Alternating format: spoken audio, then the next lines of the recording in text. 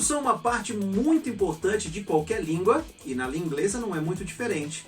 O que muita gente não sabe é que verbos costumam ser a parte mais fácil da língua inglesa. Eu sou o professor Gulf de Inglês e está começando mais um Cai no Vestibular.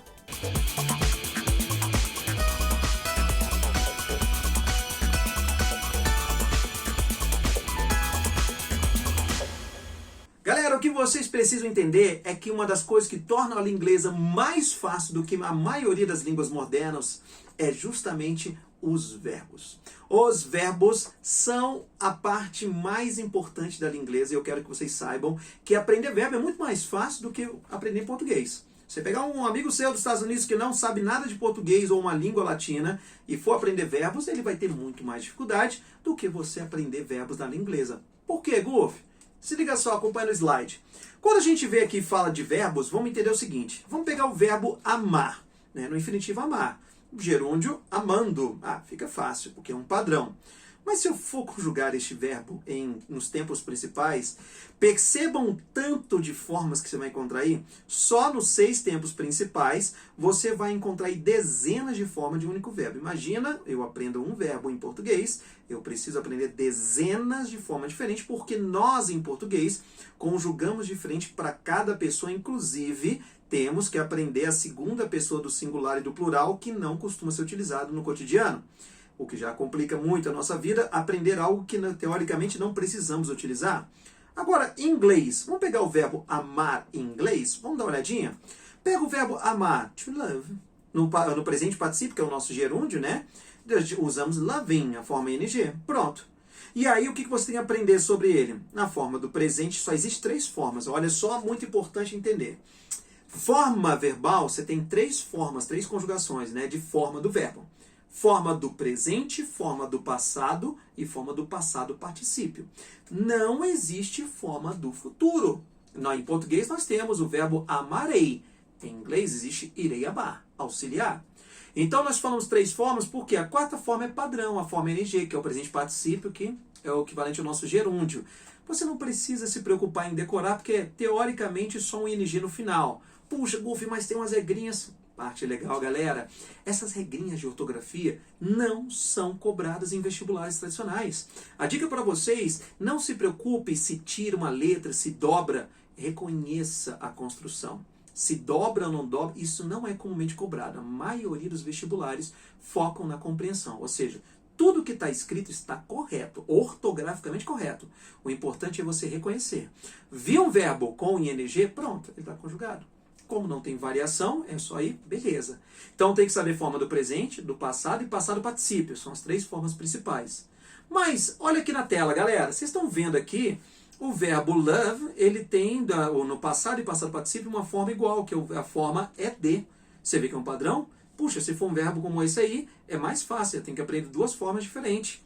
Claro que se for um verbo como o verbo do, ele aí pega no infinitivo to do. Lembre-se que to é a partícula de infinitivo. No presente, do. No passado, did. E no passado particípio, done.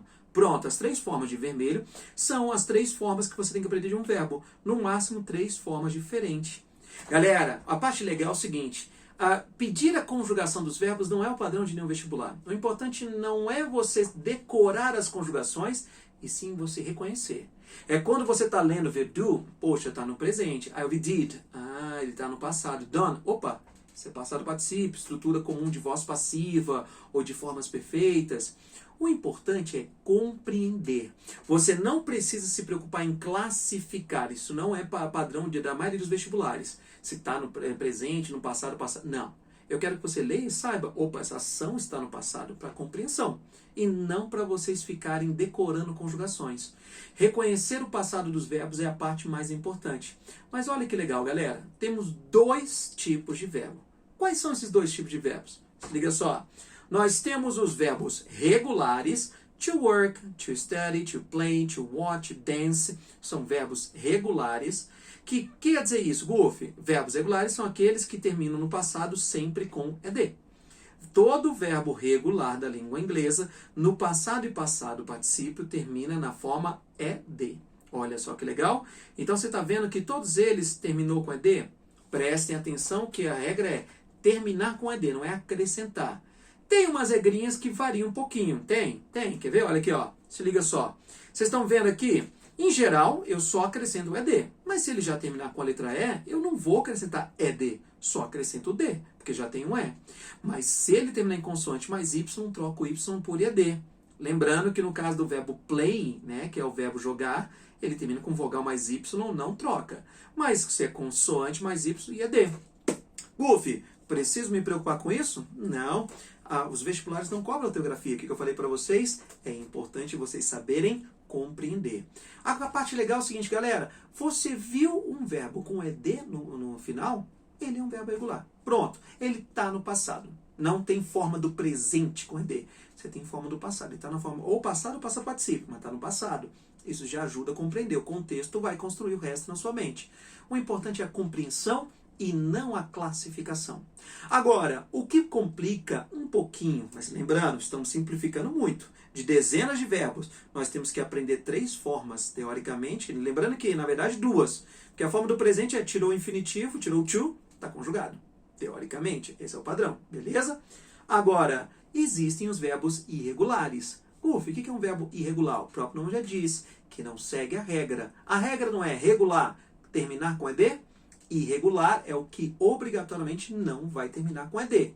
Mas vai cair na sua prova perguntando se o verbo é regular ou irregular? Não, a sua prova não quer saber se você sabe classificar. O importante é reconhecer. Minha dica para você que está em casa, digita aí agora no Google aí, ó, verbos regulares de língua inglesa e dá uma lida na lista. Muitos deles são verbos bem básicos, bem comuns, de coisas cotidianas. O que você precisa é reconhecer o passado deles. Volta aí comigo, olha só que legal, galera. Verbos regulares, você pega o verbo to do, né? No passado, did, done. Come, que é o verbo vir, no passado came, só que olha o passado particípio, come de novo. Opa, cuidado que você vê que no do tem 3 formas diferentes. Come, o passado é igual à forma do presente. Isso pode complicar às vezes na hora de fazer uma leitura de texto, mas não é problema normalmente. Buy, o verbo comprar, no passado é bought, idêntico. Olha que legal, o verbo cut, no presente, passado e passado particípio são idênticos. Cut. Assim como read, que se escreve e da mesma forma, só que a pronúncia do presente é read e no passado é read. Curiosidade, só para vocês entenderem que existem formas diferentes. Agora, adianta eu decorar o passado dos verbos? Não. É bom você dar uma olhadinha. O importante não é decorar e sim reconhecer. O importante é você estar lendo um texto e ver se bought. Aí você fala, isso é o passado de buy. Buy eu sei que é o verbo comprar. Pronto. Compreensão sempre é a parte mais importante da sua prova. Beleza? Agora algumas diquinhas quando fala de verbos. Acompanha comigo. Gente, cuidado. Goofy, eu já vi que tem uns verbos que conjugam parecido. Por exemplo, write, rode, drive, drove. Isso é uma regra, não é? Não, gente. Não tem regra. Tem conjugações semelhantes. Mas não tem uma regra de verbos terminado com tantas letras ou começado com a letra tal. Não existe uma regra para verbos irregulares. Mas, aí, ó, o verbo escrever e dirigir, você percebe que eles são semelhantes? Próxima dupla aí, ó, teach e catch. Teach é ensinar, catch é pegar. Olha aí, taught e caught são semelhantes e, coincidentemente, o passado particípio escreve-se exatamente igual. Assim como o verbo tell, contar e sell, vender, o passado told e sold. Tá vendo? Conjugação semelhante, mas não é uma regra. Tem vários desse esquema, tem outros, né, que seguem assim que vai facilitar. Buy, comprar, e bring, trazer, também. Mas percebam que eles não têm nenhuma semelhança, né, entre eles. É só a conjugação que ajuda a você conjugar por grupos. Mas, regrinhas? Não. De novo, o importante não é decorar a conjugação. É você ler um brought, isso é o passado de bring, que não é parecido. Drive e drove, mudou uma letrinha. Buy para bought, puxa, mudou muito. Saibam reconhecer, beleza? Outra dica que eu dou para vocês, galera, cuidado, hein? Tem verbos que são regulares e irregulares. Como assim, Goofy? Tem verbos que têm as duas formas. Fly, o verbo voar, ele tem flew e flown, e fly, das duas formas. Learn, aprender, tem tanto a forma irregular, que é com T no final, ou a forma regular com ED. Burn, o verbo queimar, também tem a forma com T no final e com ED no final. Só curiosidade, alguns verbos têm duas formas e podem gerar confusão. E a última dica que eu dou para vocês, cuidado com alguns verbos que podem confundir. Fall é o verbo cair, no passado é fell. Mas o verbo feel, esse aí de vermelhinho, ó, no passado é felt. Percebam que feel, de vermelho, é parecido com fell, de pretinho, tá vendo? Isso pode gerar confusão, cuidado. Mas eles são parecidos, mas não são iguais. Agora, olha aí, o verbo se no passado é só. Este mesmo verbo só, embaixo aí de vermelho, ele é o verbo cerrar. Opa, se é o verbo ver, passado só, viu. Mas o verbo só no presente é o verbo cerrar, que no passado dele seria sold, que é cerrou. Find, encontrar, no passado found, encontrou. Agora, no presente, to found é o verbo fundar, que no passado vira founded, que daí que vem a palavra foundation. Tomem cuidado que alguns verbos têm passados que no presente são outras palavras. A gente tem que tomar cuidado com esses termos que podem gerar confusão.